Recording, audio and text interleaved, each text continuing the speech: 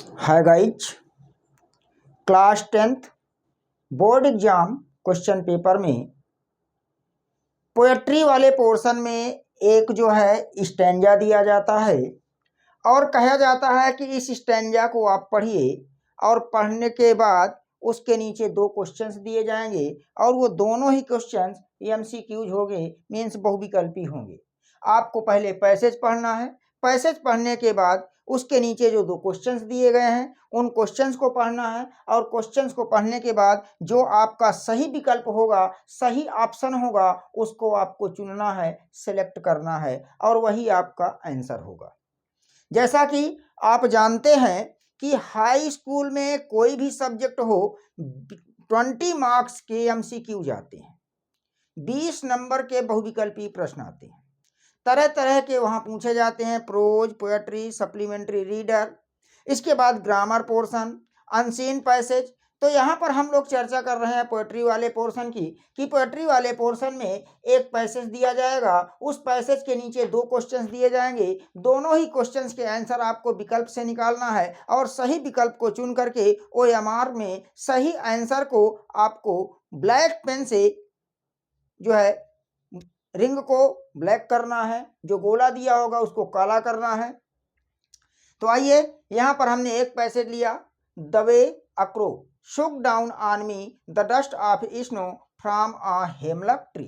यह एक 4 लाइन की पोयम है और यह पोयम कहाँ से ली गई है? डस्ट ऑफ स्नो से। और इस पोयम को किसने लिखा है? रॉबर्ट फ्रॉस्ट ने।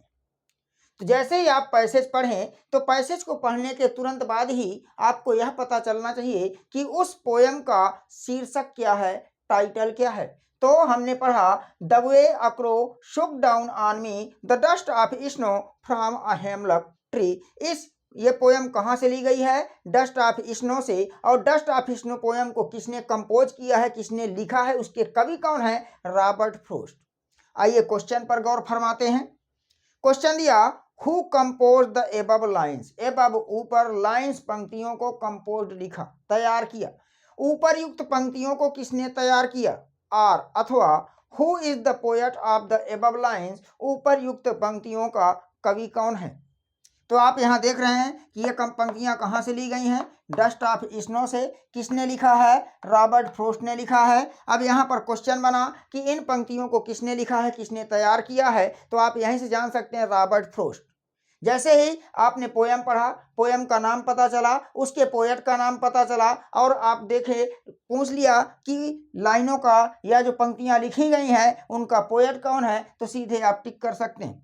4 ऑप्शन दिया, ए में जॉन बेरीमैन, बी में कैरोलिन वेल्स, सी में लेस्ली नॉरिस और डी में रॉबर्ट फ्रॉस्ट। तो आपका आंसर कौन सा सही होगा?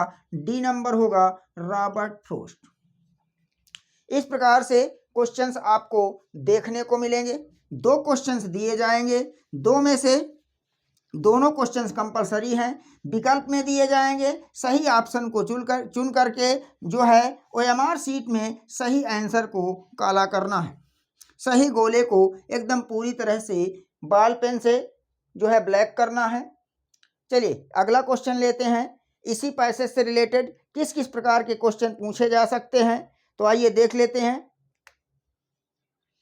अ dust of snow, a dust of snow was dropped by, was dropped by। Dust of snow धूल के कण, बर्फ के कण, वाज ड्रॉप्ड गिराए गए, बाई के द्वारा, किसके द्वारा गिराए गए।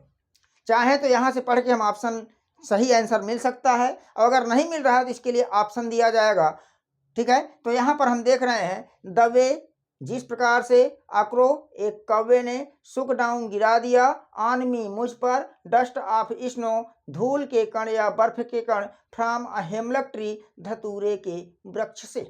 तो किसने गिराया? क्रो ने गिराया। आंसर आपका इसका क्या हो जाएगा? आक्रो। आंसर क्या होगा? आक्रो। और जब आप विकल्प लेंगे तो विकल्प में भी आपको मिल जाएगा monkey, squirrel, crow, parrot, cloud, इस प्रकार से मिलेगा। तो आप यहाँ से अगर सही से पढ़े हैं तो फिर ऑप्शन देखने की जरूरत नहीं पड़ती है, हम क्वेश्चन को पढ़ करके ही तुरंत आंसर निकाल लेते हैं। चलिए इसके बाद नेक्स्ट क्वेश्चन इसी पैराग्राफ से रिलेटेड है। 2 क्वेश्चन पूछे जाएंगे, लेकिन पता नहीं 2 क्वेश्चन कौन से आ सकते हैं। तो आइए देखते हैं next question. The way means, यानी वे का मतलब क्या है, द वे का अर्थ पूछा गया है। चलिए दे दिया ए नंबर में मेथड, बी नंबर में लेसन, सी नंबर में आपका दे दिया बेस और डी नंबर में दे दिया रूट। 4 ऑप्शन दिए गए और कहा कि सही आंसर को चुनना है और चुन करके आपको ओएमआर शीट में सही आंसर को काला करना है। तो वे का मतलब तरीका। अब इसमें देखो कि कौन सी ऐसी मीनिंग है जिसका मतलब तरीका होता है। मेथड, मेथड का मतलब क्या होता है, तरीका। चलिए इस प्रकार से आप देख रहे हैं। तो आपके सामने क्वेश्चंस कितने दिए आ जाएंगे, 2, यानी एक स्टैंजा, उसके नीचे 2 क्वेश्चंस, और 2 क्वेश्चंस में पता नहीं किस प्रकार के क्वेश्चन आ जाए। लेकिन आज जो हम चर्चा कर रहे हैं वो चर्चा कर रहे हैं इम्पॉर्टेंट पैसेज पर, जो कई बार एग्जाम में आए हैं और आगे आने की पूरी संभावना पाई जा रही है। जैसे नेक्स्ट क्वेश्चन है from where, from where was snow dropped, was snow dropped. यहाँ क्वेश्चन बना फ्रॉम वेयर कहाँ से, वाज स्नो, स्नो का मतलब बर्फ या धूल, ड्रॉप्ड गिरना, यानी धूल या धूल के कण या बर्फ के कण कहाँ से गिरे थे। तो कहाँ से गिरे थे, हेमलक ट्री से। अब 4 ऑप्शन आपके सामने आएंगे, 4 में से कोई ऑप्शन आपका एक होगा जो सही हो जाएगा। जैसे दे दिया पीपल ट्री, मैंगो ट्री, नीम ट्री, हेमलक ट्री। तो यहाँ पर चर्चा किसकी हो रही है, हेमलक ट्री। आंसर आपका क्या हो जाएगा, हेमलक ट्री। जैसे नेक्स्ट क्वेश्चन ले लिया। नेक्स्ट क्वेश्चन में कह रहा है who was sitting on the tree.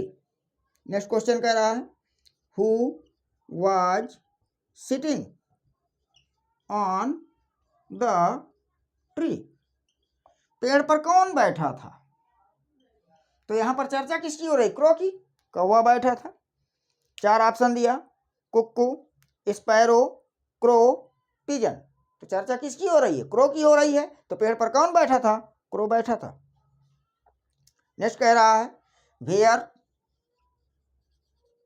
Was the poet standing, where was the poet standing, कवि कहाँ खड़ा था। तो यहाँ पर देखिए बात चल रही है क्रो की, हेमलक ट्री, हेमलक ट्री से बर्फ के कण गिराए गए। किसने गिराया, कौवे ने गिराया। तो जब कौवा आकर के धतूरे के वृक्ष में बैठा, धतूरे के पौधे पर बैठा, तो उसमें से कुछ बर्फ के कण कवि के नीचे, कवि के ऊपर गिर गए। तो इसका मतलब कवि कहाँ खड़ा था, हेमलक ट्री के नीचे। कहाँ खड़ा था, हेमलक ट्री के नीचे। तो क्या हो जाएगा, अंडर अ हेमलक ट्री। क्वेश्चन क्या आएगा, under a banyan tree, under a Neem tree, under a हेमलक tree, under a people tree. तो हेमलक की बात हो रही तो अंडर अ हेमलक ट्री। चलिए नेक्स्ट आता है what is dust of snow. Next question कह रहा है what is dust of snow, what is dust of snow, बर्फ के कण क्या हैं। अब बर्फ के कण, तो डस्ट का मतलब धूल, स्नो का मतलब बर्फ, बर्फ की धूल अर्थात बर्फ के कण, और पार्टिकल्स का मतलब भी कण होता है। तो आपका ऑप्शन देगा particles of clay, particles of sand, particles of plant, particles of snow. तो यहाँ पर बर्फ के कण गिरे हैं, तो आंसर आपका क्या सिलेक्ट होगा, सिलेक्टिव आंसर होगा पार्टिकल्स ऑफ स्नो, बर्फ के कण। तो आप स्टैंजा को सही से पढ़िए, उससे रिलेटेड किस प्रकार के क्वेश्चन पढ़ रहे हैं, अगर अर्थ आप समझ में ले रहे हैं और सही से पढ़े हुए हैं तो क्वेश्चंस कुछ भी पूछे उसका आंसर आपको विकल्प में जाने से पहले ही क्वेश्चन पढ़ते ही आंसर मिल जाएगा कि इसका ये आंसर है। इस प्रकार से आपके एग्जाम में एक स्टैंजा दिया जाएगा पोएट्री से, उसके नीचे 2 क्वेश्चंस दिए जाएंगे और दोनों ही क्वेश्चंस कंपलसरी होंगे, बहुविकल्पी में दिए जाएंगे। आपको सही आंसर चुनना है और चुनने के बाद OMR शीट में सही आंसर को गोला करना है। इस प्रकार से आपकी पोएट्री 8 मार्क्स की आती है, जिसमें 3 मार्क्स की एक पोयम लिखना है 4 लाइन की, 3 मार्क्स की एक सेंट्रल आइडिया लिखना है और 2 मार्क्स आपके MCQs में आएंगे। और हमने जो है पोयम पर चर्चा कर लिया, सेंट्रल आइडिया पर चर्चा कर लिया, अभी हम लोग चर्चा कर रहे हैं MCQs पर। और 8 मार्क्स 1-2 क्लास और बची है पोएट्री की। अगर आप मेरी क्लास ले रहे हैं तो आपका 100% बोर्ड एग्जाम 2025 इंग्लिश के क्वेश्चन पेपर में इंग्लिश में सारे क्वेश्चंस यहीं से आएंगे, आपको कहीं कुछ ढूंढने की जरूरत नहीं पड़ेगी। मिलते हैं नेक्स्ट क्लास में। Thank you for watching the class.